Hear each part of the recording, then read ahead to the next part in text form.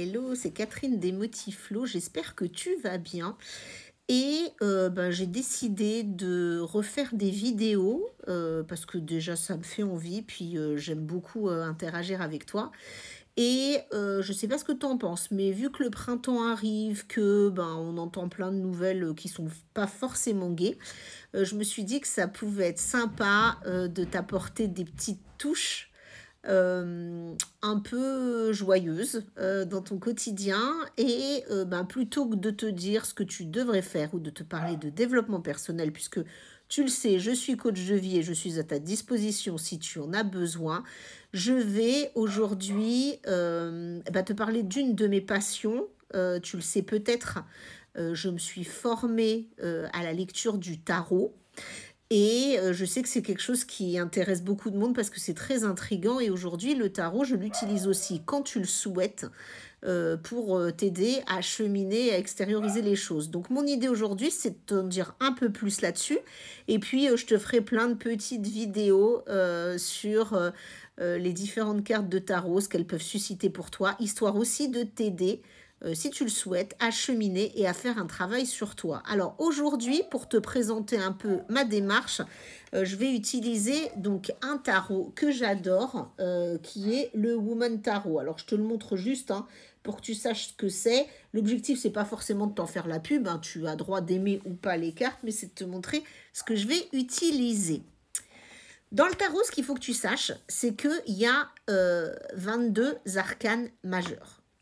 Et tes 22 arcanes majeures, elles vont en fait t'expliquer un peu un parcours de vie et toutes les étapes qui vont se présenter à toi et que tu vas devoir bien sûr dépasser, transcender ou de quoi tu vas pouvoir tirer une leçon. Donc, dans ces arcanes majeures, en fait, tu as... Alors, pourquoi on dit 22? Parce qu'il y en a une très particulière, et c'est celle dont je vais te parler aujourd'hui, qui porte le numéro 0. C'est la première qu'on utilise, c'est celle du fou, ou dans mon jeu à moi, de la rêveuse. Et je vais t'en parler dans le détail tout à l'heure. Donc, c'est une carte à part entière, elle porte le numéro 0, et tu vas comprendre pourquoi. Et la dernière arcane majeure porte le numéro 21, et c'est le monde, c'est-à-dire que tu es arrivé au bout de ta quête et de ce que tu avais à apprendre durant toute une expérience qui va se décomposer en plusieurs étapes. Alors, voilà, tu vois, tu démarres. Donc, effectivement, ma carte, elle n'a pas de numéro. Là, tu vois, elle s'appelle la rêveuse, mais c'est la carte du fou si jamais tu utilises un tarot de Marseille ou un autre tarot. Voilà, elles ne sont pas forcément rebaptisées ces cartes. Et tu vois, en haut, il y a le symbole de l'infini. Pourquoi? Parce que tout n'est qu'éternel recommencement. Rien n'est figé. Tout ce que tu fais peut se transformer, peut évoluer. Et la dernière carte, je te la montre vite fait, c'est celle du monde. Tu vois, la 21 dont je te parlais tout à l'heure, elle est là pour te dire que tu es enfin arrivé à un niveau de plénitude et de sérénité par rapport à l'expérience que tu avais traversée. Ça ne veut pas dire que quand tu arrives à cette carte-là, tout va bien et tout est canon et tu n'auras plus d'expérience. Non, ça veut dire que tu es arrivé au bout d'un chemin. Alors aujourd'hui, et tu verras au fur et à mesure de mes vidéos, je te parlerai en fait des différentes cartes parce que je vais te relier les cartes avec les émotions qui se dégagent, le travail que tu peux faire sur toi, puisque moi je l'utilise et uniquement quand mes clientes le souhaitent, je l'utilise pour pouvoir les aider à exprimer des choses ou à cheminer. Alors, tu vois déjà cette carte, elle est magnifique. Donc, pourquoi j'adore me servir de ça? Parce que en général, c'est des cartes qui te font rêver parce que quel que soit le jeu, elles sont toujours très très belles. Qu'est-ce que je peux te dire sur cette carte du fou, donc la rêveuse en l'occurrence? Le signe de l'infini, comme je te l'ai dit. Et qu'est-ce qu'on voit là-dessus? On voit une femme, alors parfois c'est un homme, tout dépend de ton jeu, qui part, tu vois, donc elle part, elle n'est pas tellement chargée, elle a juste un petit baluchon qui semble assez léger. Là, c'est des oiseaux qui l'accompagnent. Dans d'autres jeux, ça peut être un chien qui est à côté d'elle. Donc aussi, symbole de fidélité et d'être présent envers et contre tout avec elle. Là, elle a des oiseaux, symbole de liberté. Alors, cette femme, elle avance. Tu vois la rêveuse?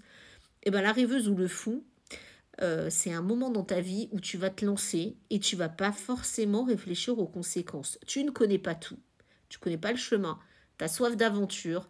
Tu as soif soit de tout plaquer, soit d'être dans un renouveau, soit de te lancer dans une action, mais c'est un peu comme un appel que tu as, tu vois. C'est pas quelque chose qui est prédéterminé. C'est, au fond de toi, tu te dis que c'est le moment et t'y vas. Et ben c'est un peu ça, tu vois. Elle se lance et d'ailleurs regarde, son regard est porté vers le haut. Et c'est en ça aussi que cette carte du fou te met en garde. C'est-à-dire que elle regarde vers le haut, c'est-à-dire vers l'infini, vers ce qu'elle aspire, vers son but, vers son souhait de réussite, mais elle ne regarde pas en bas tous les obstacles. Et d'ailleurs, tu peux le voir, hein, elle est au bord d'un précipice quand même, hein, mais on a l'impression qu'elle ne le voit pas. C'est-à-dire elle avance, elle avance. Donc c'est une fabuleuse carte d'énergie, de renouveau, de projet enthousiasmant, de dynamisme. Elle te remet en mouvement. C'est pour ça que c'est la carte zéro en fait. C'est le début de tout. C'est le début d'une aventure. Tu commences un nouveau boulot et au départ tu connais pas tous les tenants et les aboutissants, mais cette voie-là te plaît. Tu es dans la carte du fou. Pourquoi? Parce que tu veux avancer, tu veux y arriver et ben tant pis en fait. Inconsciemment, tu sais qu'il y aura quelques obstacles, mais tu les vois pas. Eh ben, tu es dans la carte du fou. Tu es dans une nouvelle relation amoureuse, tu es dans la carte du fou. Tu ne vois que ce qui va bien dans la relation, tu ne vois que ce qui t'attire chez l'autre, mais tu ne vois pas encore tout ce que tu risques de rencontrer. C'est pas grave. Cette carte-là, elle est essentielle pour te mettre en mouvement et te dire, vas-y, lance-toi, lance-toi, et tu auras bien le temps après de faire face à tous les obstacles qui seront devant toi. Et c'est ce qu'on verra en fait à chaque vidéo sur qu'est-ce que l'étape d'après te demande d'apprendre, puisque tu verras à chaque étape, tu as un apprentissage à en tirer ou une expérience de vie à vivre. Alors ce que j'ai envie de te dire aujourd'hui, puisque tu vois dans cette carte donc d'un enthousiasme effréné, d'une énergie incroyable, quand tu es dans cette phase du fou, rien n'est impossible. Tu peux tout faire. Tu peux tout faire et tu crois en tes rêves, tu crois en toi et tu avances. Et tu vois un peu aussi les risques que ça peut engendrer parce qu'à un moment donné, tu es dans l'inconscience. Donc, bah, tu peux te retrouver dans des situations pas possibles. Eh bien, charge à toi de voir comment tu y feras face. Alors, aujourd'hui, ce que j'ai envie de te dire pour cette première présentation, et puisque la prochaine vidéo, on verra quelle sera l'étape d'après, eh bien, essaye de penser à quel moment dans ta vie ou dans tes expériences passées tu as été dans cette phase du fou. Et demande-toi ce que cette phase du fou t'a apporté. Qu'est-ce qu'elle t'a enseigné? Même si après ça a été une catastrophe. Tu sais que de chaque expérience, on tire un enseignement. Qu'est-ce que cette expérience-là t'a profondément appris pour pouvoir avancer après? Et que l'expérience soit bonne ou moins bonne, ça n'est pas grave. Rappelle-toi ce que ce fou t'a apporté en énergie, ce que ce fou t'a apporté en enthousiasme, en envie d'y aller, en mouvement.